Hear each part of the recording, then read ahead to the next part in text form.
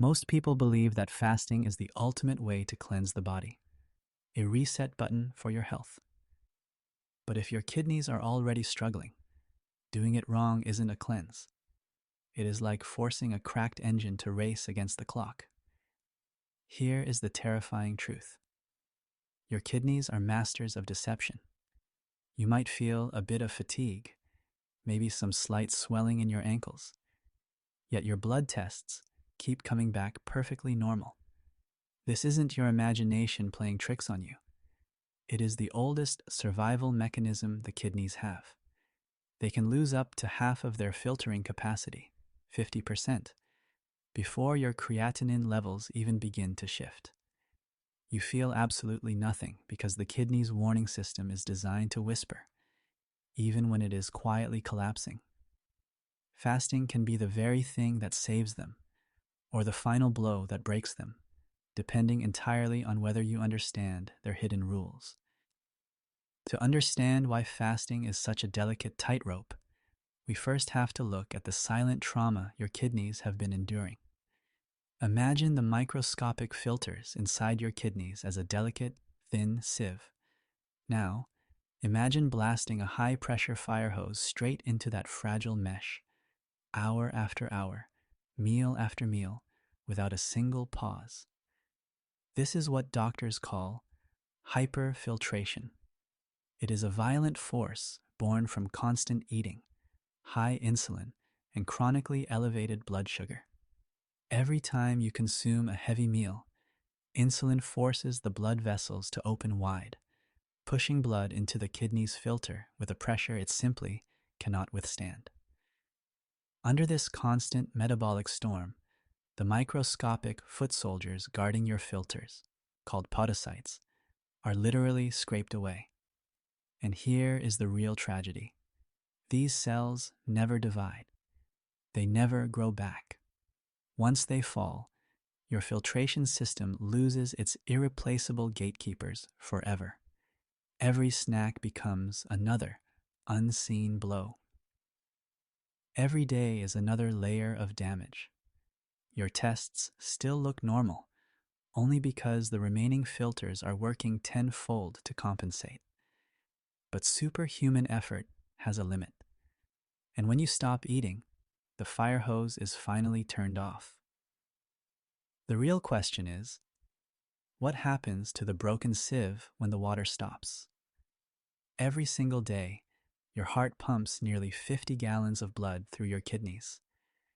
Under natural, healthy conditions, this is a gentle, rhythmic flow, a quiet purification. But modern habits have fundamentally rewritten this rhythm. When we eat constantly, grazing from early morning until late at night, we trap the body in an endless state of digestion. Your blood sugar never truly settles. Your insulin remains perpetually elevated. This is where the silent trauma begins.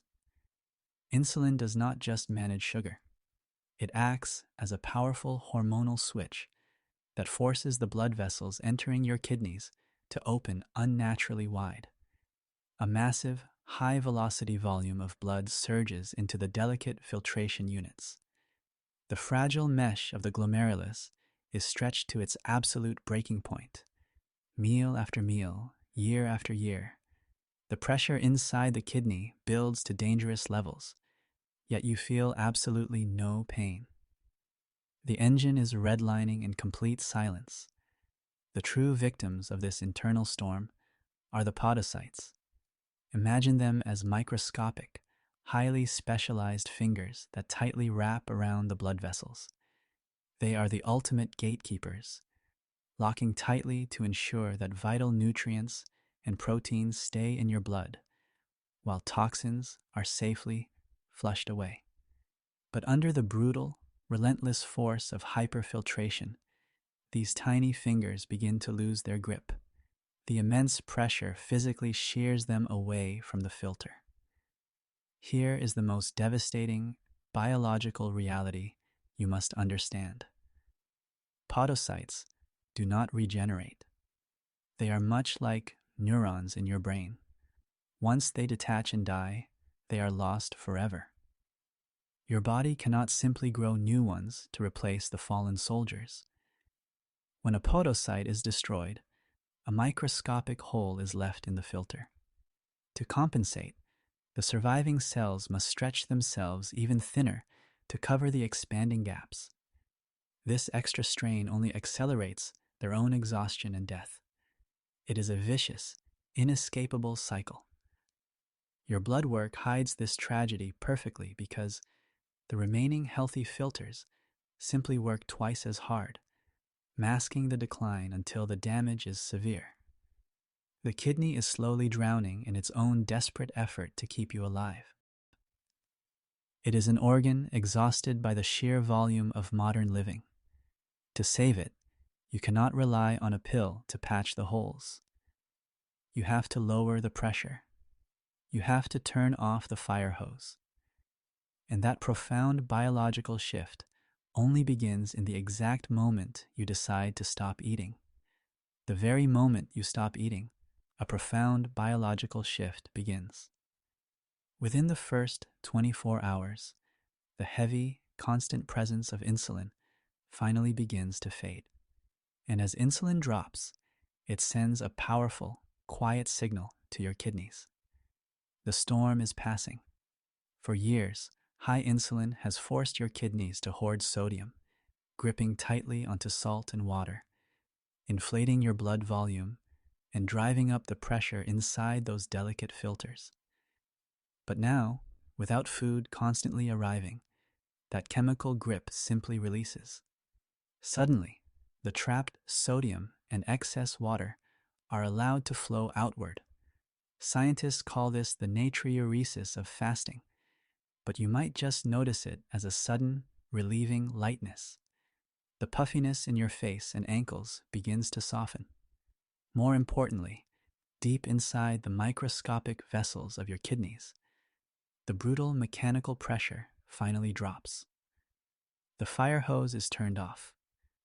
For the first time in perhaps decades, your overworked filtration system gets to breathe. It is experiencing true metabolic decompression. But rest is only the beginning. In the quiet absence of digestion, your kidney cells realize they finally have the time to heal.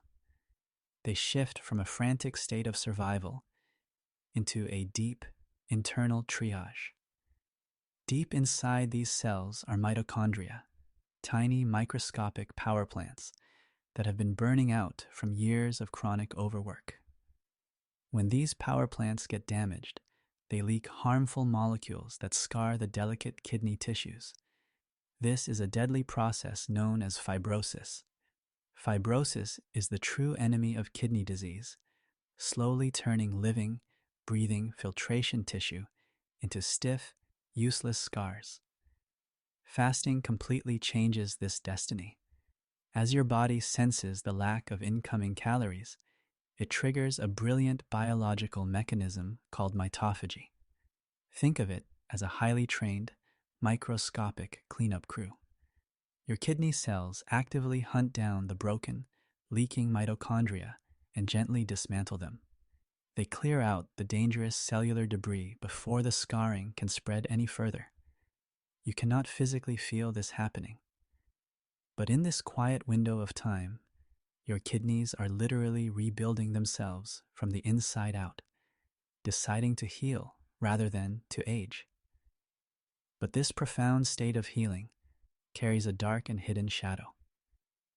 When your kidneys enter this deep repair mode, they become incredibly vulnerable. Fasting is not a passive state. It is a massive metabolic shift. And if your kidneys are already compromised, this shift can turn dangerous very quickly. As your body realizes that no new food is coming, it switches to burning stored fat for survival. This is exactly what you want for weight loss. But as fat burns, your liver produces molecules called ketones for energy. At the exact same time, your body is clearing out old cells, which creates a surge of uric acid. Both of these compounds, ketones and uric acid, must exit the body through your kidneys. The problem is, They both use the exact same microscopic exit doors. These are called organic anion transporters. Imagine a massive crowd of people suddenly rushing toward a single, narrow emergency exit. The ketones are given priority, so the uric acid is forced to wait in the bloodstream. If your kidneys are already weak, this traffic jam at the cellular level causes uric acid to skyrocket. This silently triggers severe inflammation and sudden, agonizing gout attacks, right when you think you are simply healing. But the danger in the bloodstream does not stop there. As you continue to fast and your fat cells shrink, they release something they have been tightly storing for years: oxalate crystals. These microscopic, sharp crystals are dumped into your bloodstream, heading straight for the kidneys. Under normal conditions, plenty of water would flush them out safely, but fasting often leads to mild dehydration because you are no longer getting water from food. Without enough water to carry them out, these sharp oxalate crystals crash together inside the delicate kidney tubes, hardening into painful kidney stones almost instantly. Then, there is a medical blind spot that catches many people completely off guard: the silent threat of potassium. When you fast, your body breaks down and recycles old cells. This natural process leaks potassium out of the cells and directly into your blood. Healthy kidneys can easily filter out the excess, but a damaged kidney cannot keep up with the sudden overflow.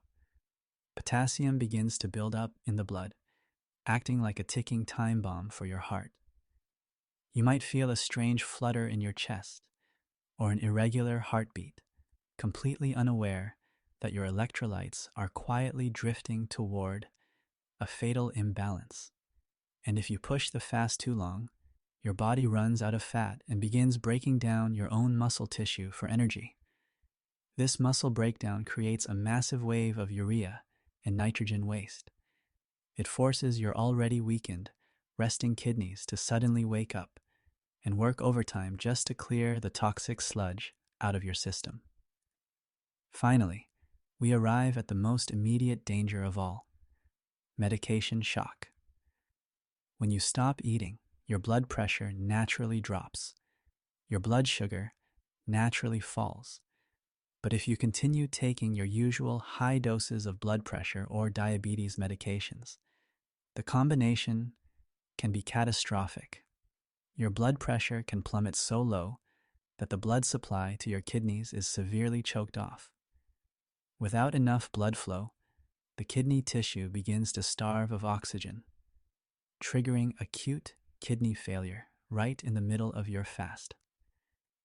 This is the razor-thin line between healing and harm. The kidneys do not fail because fasting is inherently bad. They fail because we ignore the intense chemical reality of what fasting actually demands from a compromised organ. If you manage to navigate the hidden dangers of the fast, you arrive at the most critical moment of all: the moment you decide to eat again. Most people believe that the fast ends the second food touches their tongue. But for your kidneys, the true test has just begun. This is the delicate art of refeeding. During a fast, your body becomes incredibly sensitive to insulin. It is waiting, practically begging for nutrients. If you break your fast by flooding your stomach with a massive meal, especially one heavy in carbohydrates or dense proteins, you create a biological shockwave. Insulin levels violently spike. And remember what insulin does to the kidneys. It acts as a switch. That violent hormonal spike instantly commands your kidneys to hold on to sodium and water once again. The metabolic decompression you worked so hard to achieve is shattered in minutes. Blood volume swells. The high-pressure fire hose is turned right back on, blasting against the fragile filters.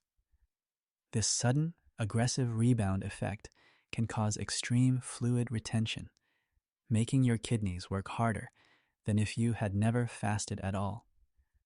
To safely land the plane, you must understand a metric that very few doctors ever discuss. It is called the potential renal acid load, or PRA. PRA. How much acid or base a food generates inside your body after it is completely digested. Think about what your kidneys have just been through. They have spent the entire fast managing an intense traffic jam of acidic waste, clearing out ketones and flushing heavy uric acid. Your internal environment is already pushed toward an acidic extreme. If your first meal consists of meat, cheese, or processed grains, you are dropping a massive positive acid load right on top of an already exhausted organ. It is like throwing gasoline onto a smoldering fire. Instead, your first meal must be a rescue mission. You need foods with a negative PRAL score. These are foods that generate a soothing, alkaline base to neutralize the metabolic storm. Imagine breaking your fast with soft, lightly steamed green vegetables, a gentle serving of avocado, a drizzle of high-quality olive oil. These negative PRAL foods act like a cooling balm for your kidneys. They neutralize the lingering acidity without violently spiking your insulin. They allow the kidneys to stay in their calm, decompressed state while slowly waking up the digestive system. You must resist the urge to eat until you are completely full. Your appetite might scream for a heavy reward, but your organs need a slow, quiet reintroduction to work. Introduce small, easily digestible proteins only after your body has settled from the initial bite. Refeeding should never feel like a shock to the system. It should feel like a deep, relaxing exhale. It is a return to rhythm. When you choose foods that neutralize rather than overwhelm, you protect the fragile healing that took place in the dark. You prove to your body that the fast was an act of preservation, not an act of war. Ultimately, we have to change how we view fasting, especially when our organs are already carrying a heavy burden. Too often, people treat fasting as an extreme endurance sport, a brutal test of willpower where the longer you starve, the better you heal. But your kidneys do not respond to force. They respond to rhythm. For an organ that has been overworked for years, true healing does not come from pushing it to the absolute limit. It comes from establishing a gentle, predictable pattern of rest. You do not need to plunge into a dangerous, multi-day fast to experience profound metabolic relief. In fact, a simple, consistent 12-hour eating window is often far more powerful.